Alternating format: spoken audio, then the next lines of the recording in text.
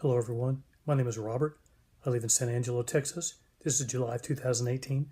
I just turned 56 and I have myasthenia gravis. I hope this video is encouraging for you and gives you some practical tips for recovery from a myasthenia crisis. I'm about 3 weeks after my crisis, so I am in recovery.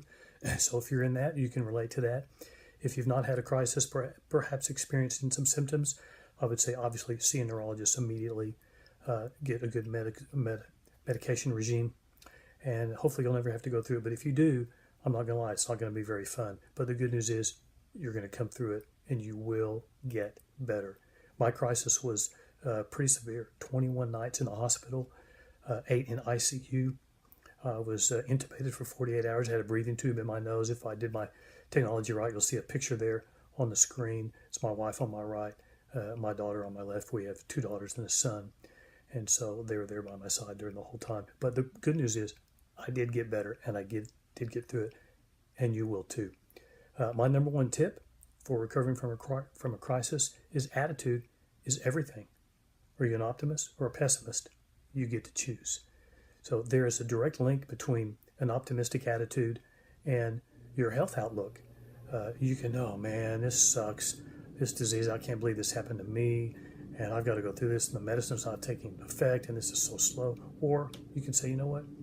I'm grateful to be alive. We have an autoimmune disease that just a few generations ago would have been fatal for many people, but now we can recover from it and live a normal life compared to something, say, like Lou Gehrig's, which is strictly progressive. So I feel very lucky in that regard. So again, your outlook is everything, positive or negative. The words that you say about yourself do and will have an effect on your health outcome. So again, stay positive. Number 2, this is a process and it is slow. You are on a cruise ship that has to do a 180 in a very small harbor as your immune system rebuilds itself.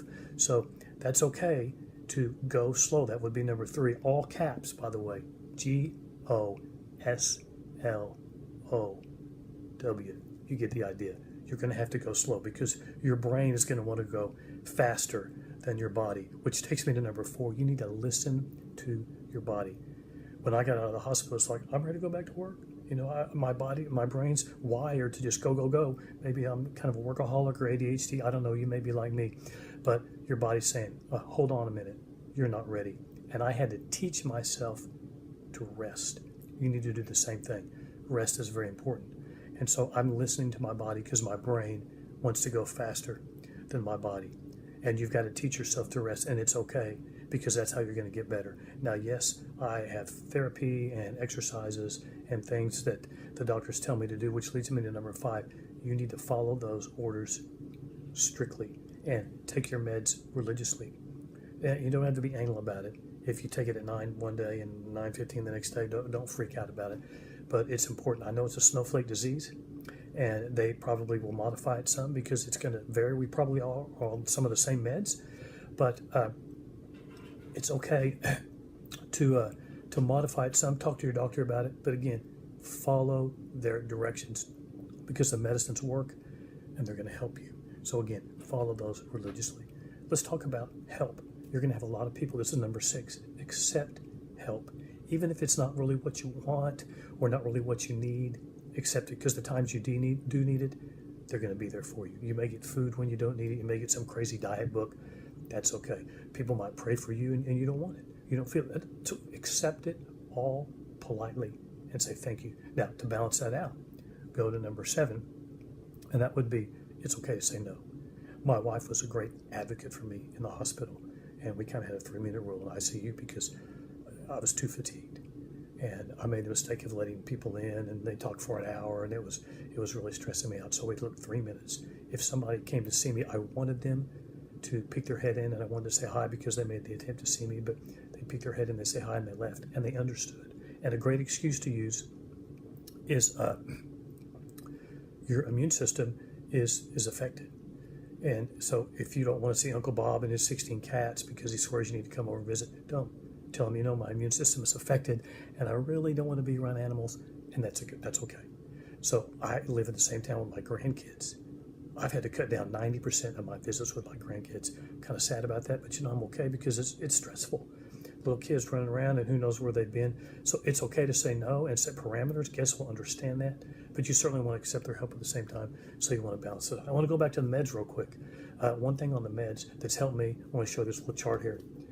I wrote everything down on a whiteboard, and I simply just put the meds down permanently, and then I erased the times every day, and I just wrote down the time that I took the meds. You might have a better memory than I do, but this certainly helped me regulate it every day to make sure that I got the meds taken every day. So, of course, remember, just to review real quick, your attitude is everything. This is a process. It's slow. You're listening to your body. You're following your doctor's orders. You're also kind of finding the balance between visitors, and that's number 6 and 7. Number 8 is one step at a time. Man, this is so important. It's like you're climbing up the Empire State Building stairwell, not one flight steps a day, but one step per day. And you might make a little gains. You might take 3 steps forward and 2 steps back. My personal effects from the crisis were I began with double vision, became very severe. And then suddenly I couldn't chew anything. And then I had trouble speaking. And then, I had a droopy eyelid. And then I had trouble swallowing and spitting and breathing. And then I went off the cliff. And that's when I hit my crisis. And those are coming back. But as I regain something and make a little breakthrough, I suddenly want to floor it. I could barely get down 2 ounces of pudding when I came home from the hospital. Now I can eat some regular foods. Am I ready for a good old Texas ribeye and baked potato? No, because I have to listen to my body. I've got to go one step at a time and rejoice in the little steps that I've made along the way. And so that's why it's very important that you don't just floor it and you don't just start bounding up 3 flights of stairs at a time. You take that little breakthrough and you build upon it and you enjoy it. But again, you go one step at a time wherever you are in your crisis and however it affected you. For me, again, it was all the bulbar muscles. This goes to number 9. You need to learn as much as possible. The one website you need to have bookmarked is the MGFA, Myasthenia Gravis Foundation of America. It's a great resource. I try and go there daily. You've got videos, all sorts of health tips and eating, etc. So, plus it has a lot of support groups. I'm going to have to drive 3 hours to San Antonio for a support group, but I'm going to do it because you're going to basically acquire an entirely new family. People you may not ever meet, may not have anything in common with, but that's okay. You're going to have a kindred spirit in the fact that you have MG, and it's good to reach out to them, connect with them, and help each other. So again, learn as much about your illness, especially when it comes to listening to your body. I know a lot about acetylcholine receptor inhibitors. Didn't know anything about that. I'm just scratching the surface, but it helps. Yes, I trust my doctors, but I also want to know so I can, you're the only person that's going to know your body as well as you. So it's important to learn about the disease, and that also can give you some good conversations with your doctor about medication. So learn everything you can. Develop a network of fellow MG travelers and give. Give to the MG Foundation. Give to other charities because obviously the more you give, the more you're going to get back. And then finally, number 10 is you're going to have a new normal. Your old life is gone. I used to jog and run half marathons, and I went to the gym and I was working out, HIIT training, weights. Okay, I'm not going to be able to do that anymore. But you know what? I think life's going to be better because when you hit the bottom floor, like I did physically, you also hit the bottom floor emotionally, and you come kind of tenderhearted.